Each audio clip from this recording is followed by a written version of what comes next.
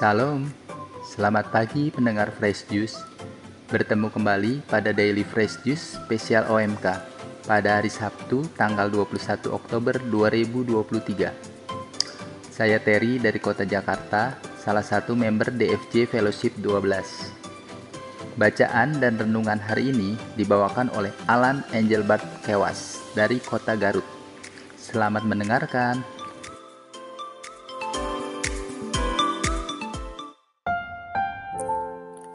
Shalom, para pendengar Daily Fresh Juice, salam sukacita.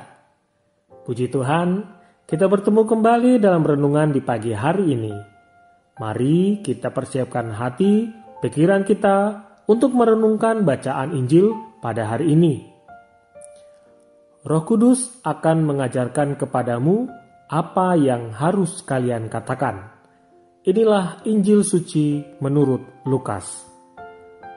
Sekali peristiwa, Yesus bersabda kepada murid-muridnya, "Barang siapa mengakui aku di depan manusia, akan diakui pula oleh Anak Manusia di depan para malaikat Allah.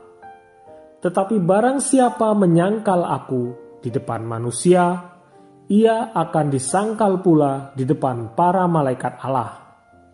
Setiap orang yang mengatakan sesuatu melawan Anak Manusia, ia akan diampuni.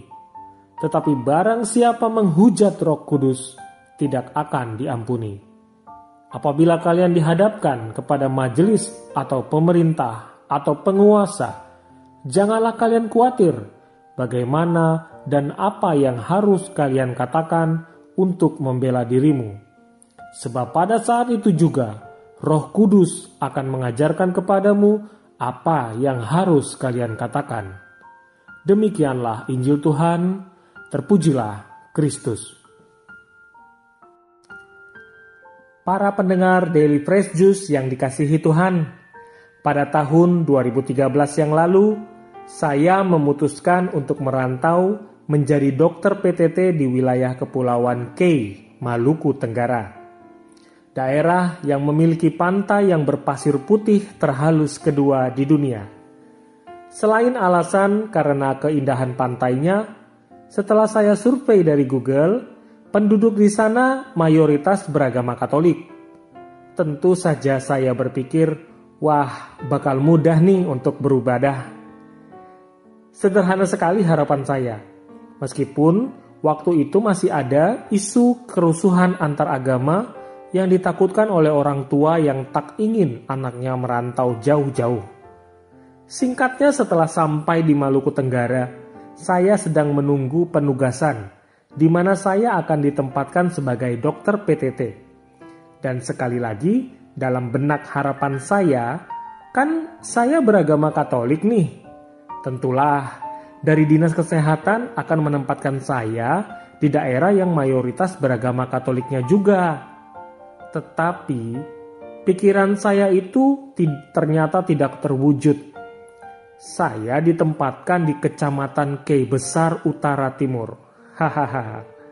Sesuai nama daerahnya, letaknya di ujung utara dan paling timur Pulau Kei Besar, di mana akses ke sana hanya bisa ditempuh melalui lautan dengan menggunakan speedboat lokal, melintasi lautan luas sekitar 5-6 jam.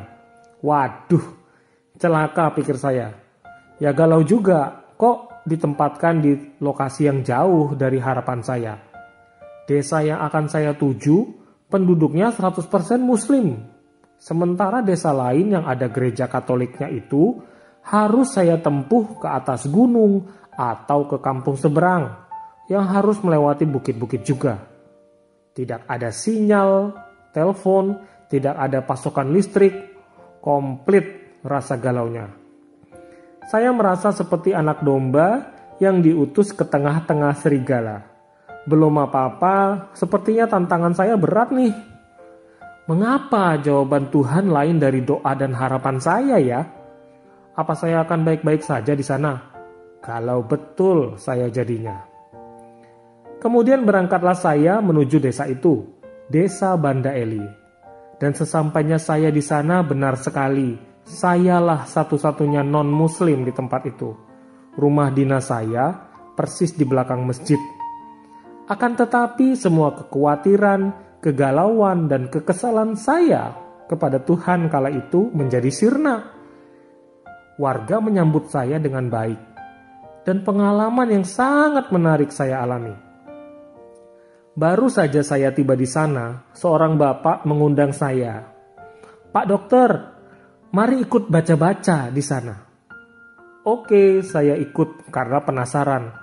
Dan ternyata yang mereka maksud adalah pengajian.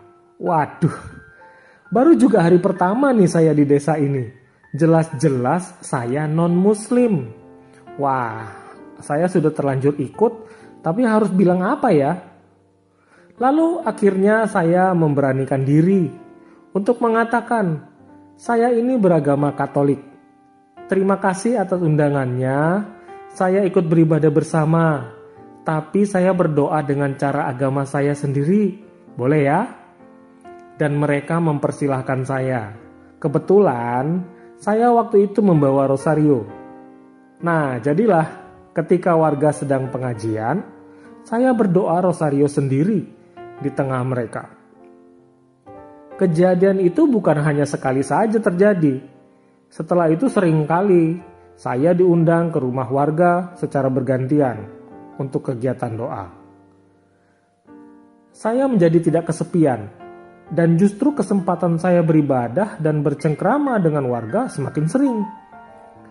Warga sering mengirimi makanan di rumah dinas saya, pagi, siang, malam, dan saya juga ada kalanya memasak lauk sendiri dan membagikan ke tetangga sekitar. Saling memberi, saling menerima.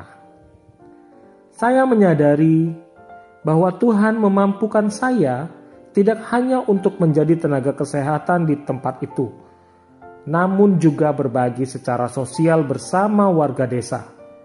Itulah pengalaman saya dan kesaksian hidup saya.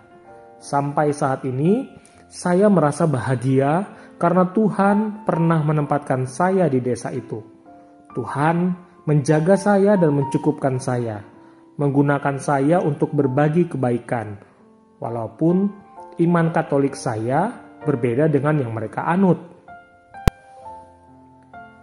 Bapak, Ibu, saudara-saudari pendengar Daily Fresh Juice, di dalam Injil hari ini, Tuhan Yesus mengutarakan janji-janji Allah, bahwa siapapun yang mengakui imannya kepada Allah tidak perlu merasa takut, tidak perlu khawatir, karena Allah dalam Roh Kudus-Nya akan menyertai kita selalu. Penyangkalan terhadap Allah sebenarnya berawal dari rasa takut manusia oleh karena tantangan, masalah, atau ancaman duniawi yang membuat kita menjadi jauh dari Allah. Masalah kecil ataupun besar bisa saja membuat kita khawatir terus-menerus. Lalu kita mulai ragu terhadap diri kita dan keputusan yang sudah kita ambil. Jika sudah mentok dan makin terhimpit, bisa saja kita menjadi menyalahkan Allah. Inilah wujud penyangkalan tersebut. Yang lebih ekstrim, bisa saja tawaran-tawaran dunia yang lebih menggiurkan akhirnya memudarkan iman Katolik kita. Kita mulai berkompromi dengan Allah. Hal yang mungkin sebenarnya adalah perilaku salah dan dosa tidak mampu kita tolak. Sebenarnya, dilema-dilema yang kita hadapi merupakan cara Tuhan untuk mengajarkan kita untuk memberi diri kepada kehendak-Nya. Dan untuk bisa memilih, kita dikaruniai Roh Kudus, suara Allah itu sendiri. Dan jika pilihan itu kita percayakan agar Tuhan yang pimpin, kita akan dibela, kita akan diberi jawaban, kita akan diberi keberanian melawan rasa takut. Barang siapa mengakui aku di sini merujuk kepada kealahan. Mengakui aku adalah sebuah ajakan kepada kita umat Kristiani untuk percaya sepenuhnya kepada Allah. Secara sederhana dalam kesaksian saya sebelumnya, saya juga galau dengan pilihan saya untuk merantau, berharap mendapat tempat yang nyaman tapi kok ditugaskan di tempat yang jauh dari harapan itu. Jujur, Saya juga takut, ragu pada waktu itu ketika mengakui saya beragama Katolik, berbeda dari warga. Namun ketika saya memberanikan ikut berdoa rosario bersama dengan mereka juga beribadah, ternyata hal ini membawa dampak-dampak baik yang tidak saya pikirkan sebelumnya. Ternyata Roh Kudus yang membantu saya untuk tetap teguh iman, menghilangkan kecemasan saya. Bapak, Ibu, saudara-saudari yang dikasihi Allah, semoga ajakan Kristus bagi kita untuk mengakui Allah, mempercayakan hidup kita dipimpin Allah. Hal ini akan mempermudah kita mendengarkan suara Allah sebelum mengambil keputusan. Meringankan beban kita karena kita percaya pasti Roh Kudus akan menolong kita. Juga menguatkan iman kita untuk tidak goyah, tidak tergoda terhadap tawaran-tawaran dosa. Semua masalah yang hari ini, entah itu sepele atau besar, yang sudah mengusik pikiran kita, yuk coba lagi dan coba lagi kita serahkan kepada Tuhan melalui doa dan imani. Ya Bapa, Tuhan Allah kami, tolonglah kami anak-Mu dan utuslah Roh Kudus-Mu bagi kami, sehingga kehendak-Mu terlaksana bagi hidup kami. Haleluya. Amin.